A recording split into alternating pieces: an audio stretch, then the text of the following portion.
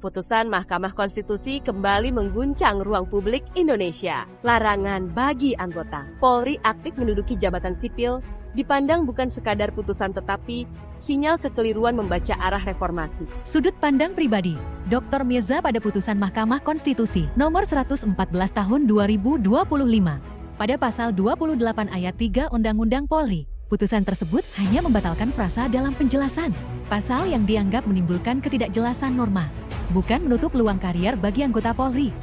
Putusan ini justru penting untuk memastikan bahwa setiap jabatan publik diisi melalui proses yang adil dan tidak menimbulkan persepsi adanya privilege tertentu.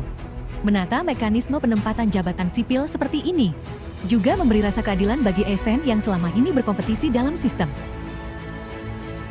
Meritokrasi baik bagi ASN maupun bagi mantan anggota Polri yang telah melepaskan status strukturalnya secara sah. Dilihat dari perkembangan di berbagai negara demokrasi, pola seperti ini sebenarnya sudah menjadi standar. Banyak negara justru memanfaatkan pengalaman mantan anggota kepolisian dalam lembaga pemerintah, lembaga independen, maupun posisi strategis lainnya. Hal ini menunjukkan bahwa pembatasan hanya berlaku selama masih aktif, bukan pembatasan permanen atas hak untuk mengabdi kepada negara melalui jabatan publik.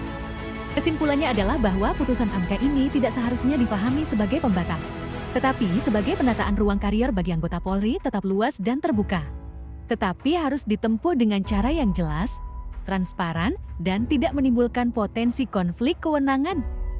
Universitas Negeri Medan Dr. Maja Al-Muhtaj juga memberikan pandangan. Putusan MK RI nomor 14 tahun 2025 membatalkan keberlakuan frasa atau tidak berdasarkan penugasan Kapolri. Frasa ini dinilai memberikan implikasi hukum yang kabur atas tafsir norma, sebagaimana penjelasan pasal 28 ayat 3 Undang-Undang Polri. Frasa tadi sesungguhnya satu rangkaian narasi dengan frasa sebelumnya. Frasa yang dimaksud dengan jabatan di luar kepolisian adalah jabatan yang tidak mempunyai sangkut paut dengan kepolisian. Frasa ini sesungguhnya masih dinilai tepat sebagai penjelasan atau tafsir atas norma hukum ketentuan pasal 28 ayat 3 Undang-Undang Polri. Dengan demikian frasa ini masih berlaku.